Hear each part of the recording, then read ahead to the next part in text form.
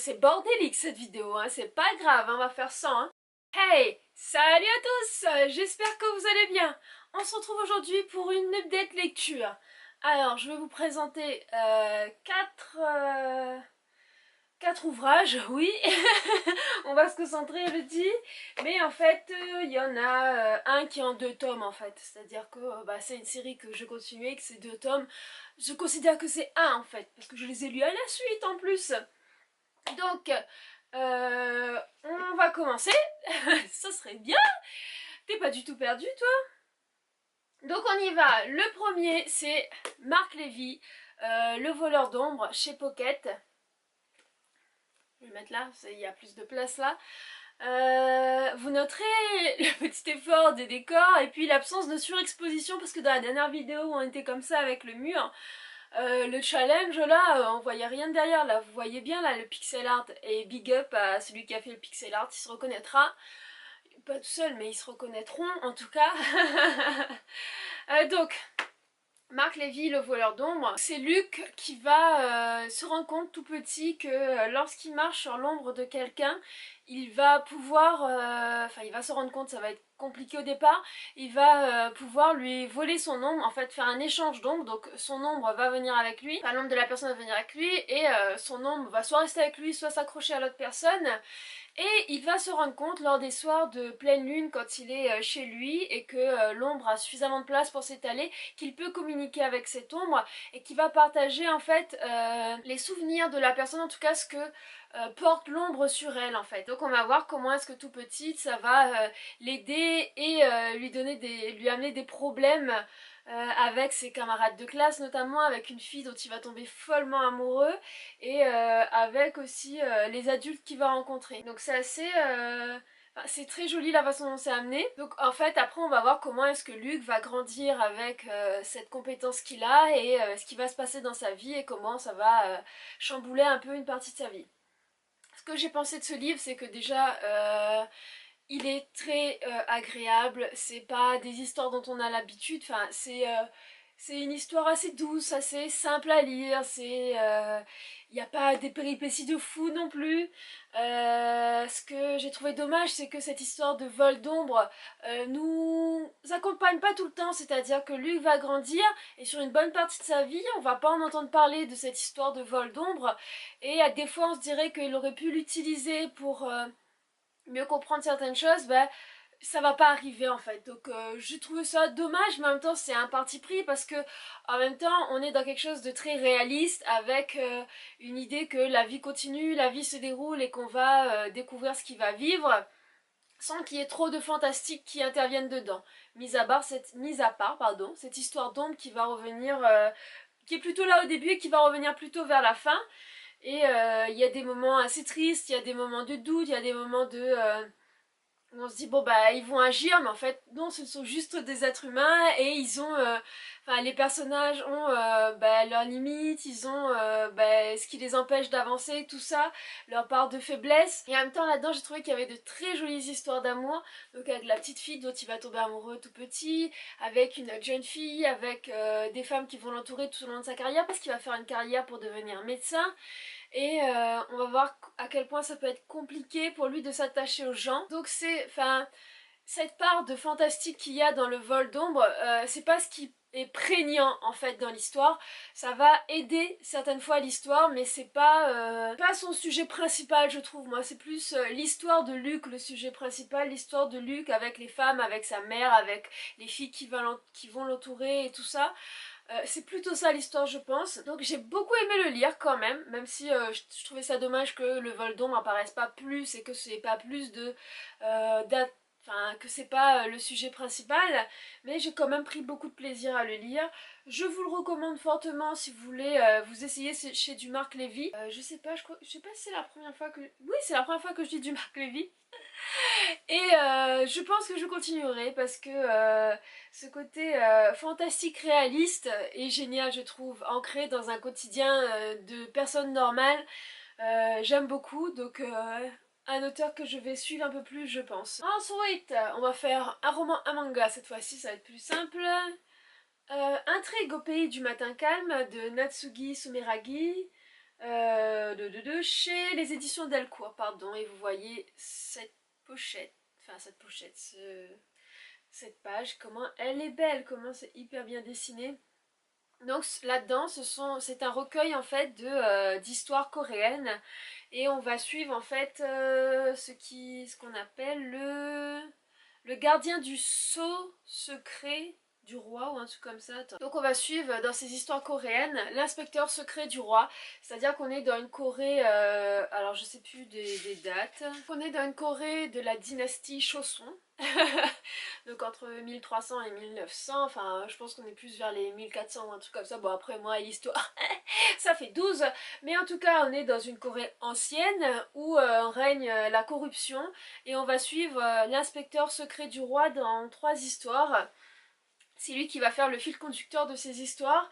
Et en fait, il intervient en secret dans des provinces et va essayer de comprendre qu'est-ce qui se passe, où se situe la corruption, quels sont les fonctionnaires d'État qui sont corrompus et comment vivent les personnes dans ces territoires. Et il va être un peu le redresseur de tort en fait, c'est-à-dire que quand il aura eu vent de certaines corruptions, de certaines d'injustices en fait envers le peuple, il va intervenir. Mais on va voir comment est-ce que, je pense qu'il y a bientôt, oui, il y a 3 histoires vraiment phares dedans, et les 3 histoires vont quand même toucher à son passé à lui, vont nous apprendre un peu plus sur pourquoi est-ce qu'il est devenu l'inspecteur secret du roi, qu'est-ce qui amène à faire sa fonction et pourquoi est-ce que l'inspecteur secret du roi est constamment sur la route, pourquoi est-ce que il a accepté cette vie-là. Il a une histoire d'amour qui s'est terminée en tragédie. On se rend compte aussi que devenir un fonctionnaire est important pour s'élever au niveau social en Corée et que certains sont prêts à à sacrifier énormément de leur vie, de leur famille, de leur amour pour pouvoir s'élever et élever leur famille en fait à un plus haut rang. Ce sont de très belles histoires avec, moi j'aime beaucoup les dessins, ça fait pas dans la dentelle non plus, c'est-à-dire il y a des gens qui meurent, il y a des amours contrariés, enfin on est plus dans le cadre du drame et du tragique que de la belle histoire, hein. C'est pas pour... c'est pas un shoujo quoi. Donc moi j'ai beaucoup aimé, c'est en one shot, hein. Il y a qu'un seul volume de ça. Et j'ai trouvé les expressions des personnages hyper belles. Est-ce que je vais vous montrer là?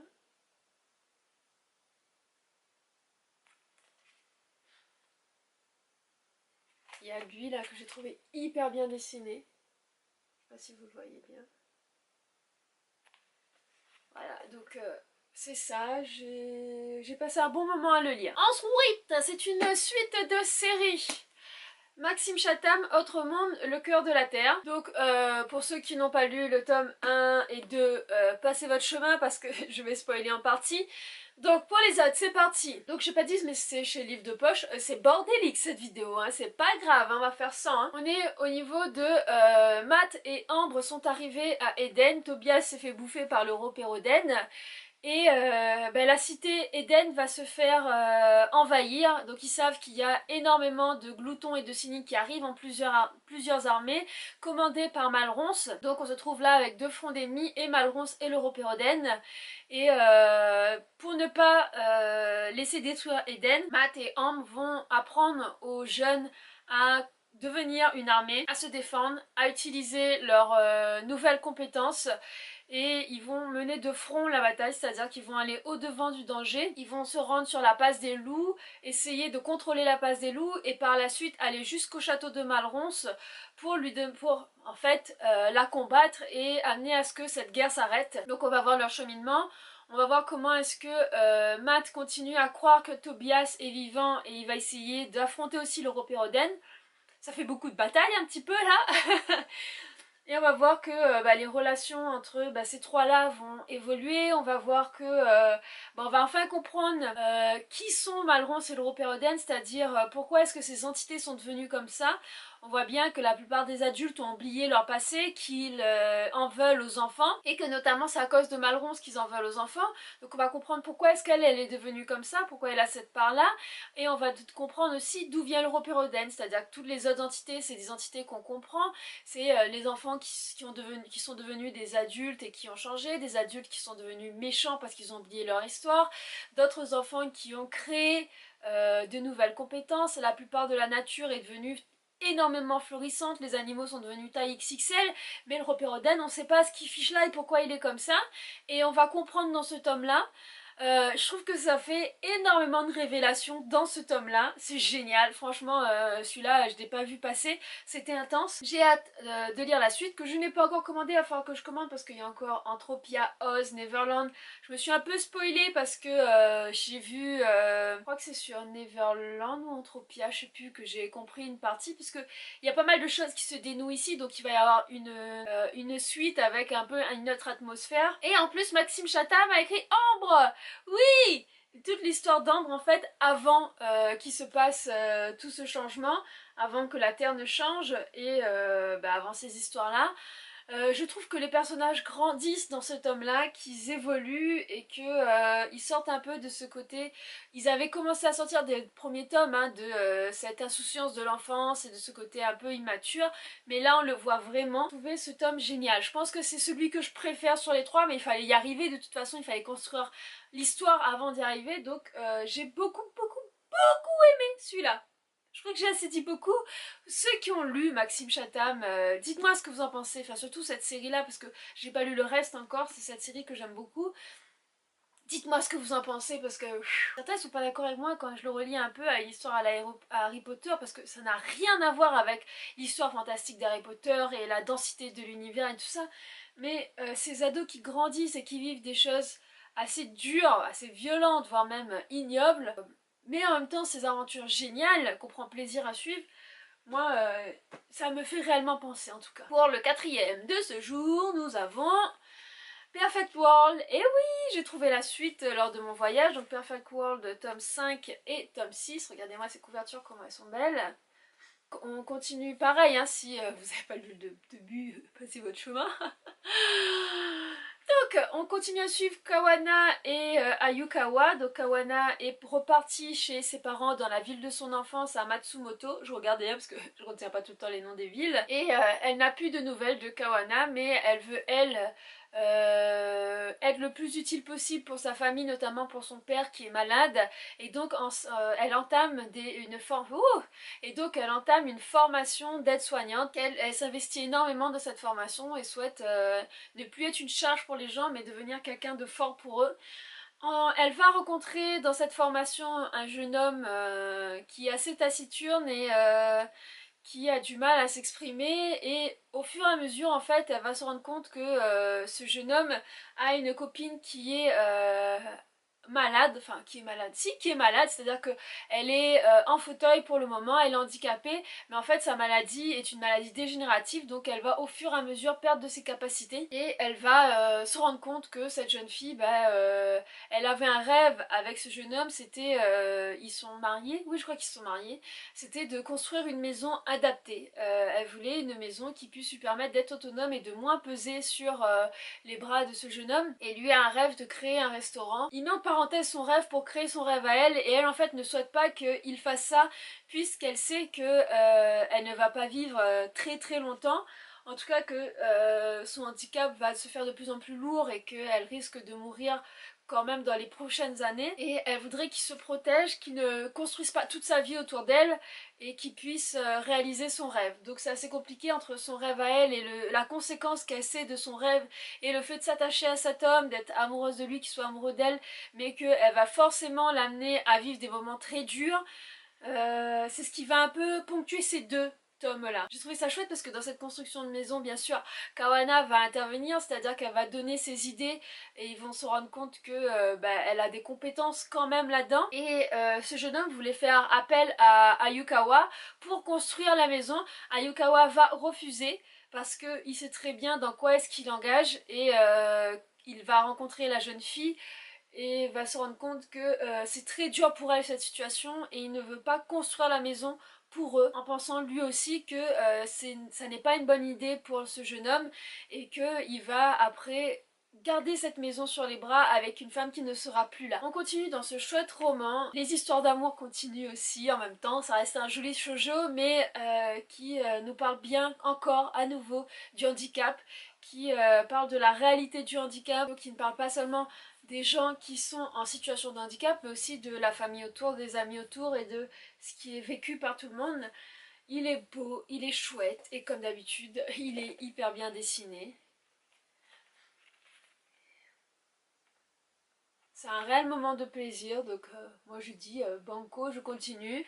Il faut que je lise la suite parce que j'ai encore un train de retard bien sûr, parce que si je dis pas de bêtises, le 6 a été publié en février 2018. Je ne suis pas si en retard que ça. Je commence à rattraper le temps.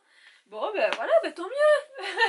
Dites-moi quelles sont vos lectures en cours, est-ce que vous aimez lire en ce moment, ce qui vous plaît, si vous lisez des mangas, quelle série est-ce que je devrais continuer, parce que au final j'ai pas beaucoup, enfin si, j'ai beaucoup de séries déjà en cours, mais pas qui me tiennent en haleine comme ça, donc voilà, dites-moi ce que vous lisez, j'espère que la vidéo vous a plu, à ciao bye les amis.